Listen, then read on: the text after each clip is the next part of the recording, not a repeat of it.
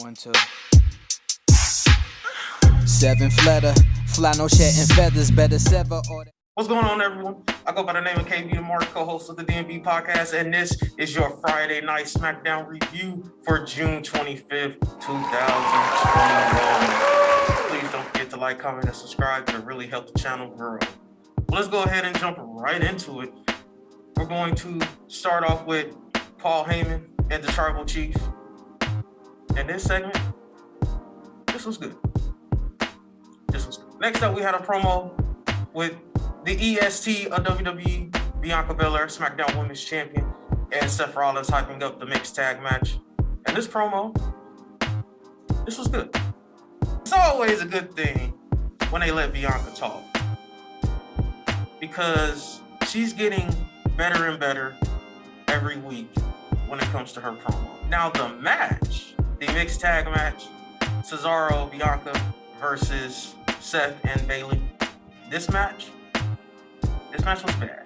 Next up, we have Paul Heyman and Jimmy Uso in the back. And this was good. Next up, we have the coronation of Shinsuke Nakamura. And this was good. This was good from the aspect of Baron Corbin. He looked very out of it when Kayla Braxton caught up with him backstage. I like the fact that she was about to call him King Corbin, but he's not a king anymore. And he looked lost. And if this is what we're going to get a new Baron Corbin, I'm off. Next up, we had Sonya Deville and Adam Pearce and Seth Rollins. And this was good. Me and Salamander just dropped another video. Go check it out on the channel, where we were talking about SummerSlam and Money in the Bank. And Salamander thinks that it should be either Cesaro or Seth Rollins. And I like what they did here in telling Seth Rollins, well, no, we're not going to make you the number one contender, but we definitely hear what you're saying, and we'll take it under advisement. Next up, we had Money in the Bank qualifying match. Big E versus the Intercontinental Champion, Apollo Crews. And this was bad. Next up, we have Kayla Braxton, Sami Zayn, and I'm going to lump in the Sami Zayn and Adam Pearce.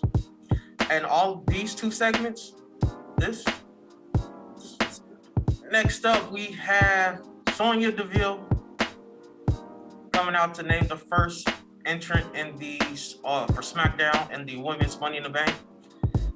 She then chose Carmella, and Liv Morgan came out. This segment was god awful. It's a Money in the Bank. Let them have a qualifier. The fact that Liv Morgan comes out makes this god awful. And I called it as she was doing it. As she was cutting, as Carmella was talking to Sonya Deville, I said, watch Liv Morgan come. And here comes Liv Morgan. And that led into a match. Carmella versus Liv Morgan. And this was god awful. Next up, we have Jimmy Uso versus Dolph Ziggler. And this was good. Next up, we have the main event, the head of the table, the Tribal Chief, the WWE Universal Champion, Roman Reigns Universal Championship address. And this was 2 thumbs up. This was 2 thumbs up because I didn't see Edge return.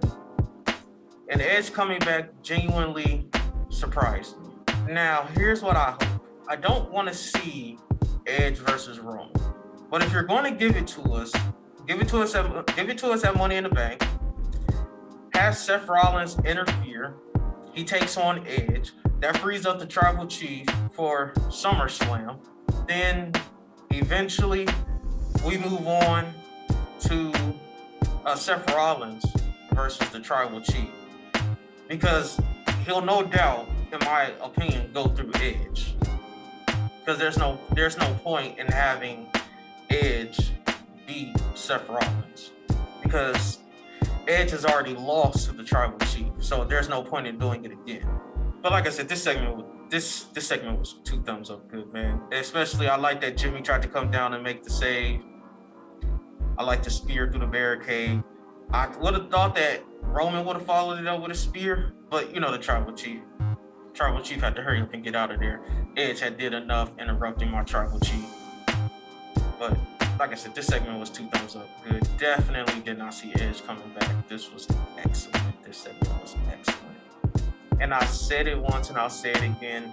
I don't know the ceiling with this head of the table character. I feel like there's no ceiling. And with Edge coming back, it's solidifying the point. Because even with a return like that, even though you've already seen it, it was still something that wasn't expected. Well, that's it, you guys. That's it for the review. If I'm going to give SmackDown a grade, 1 out of 10, I'm going to give it a 6 out of 10.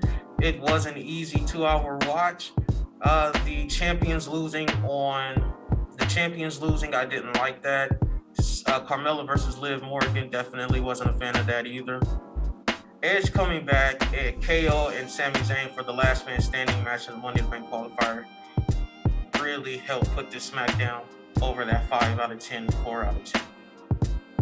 My wrestler of the night, I'm going to give it to Seth Rollins. He put on a fantastic match in that mixed tag match with Cesaro, Bianca, and Bayley.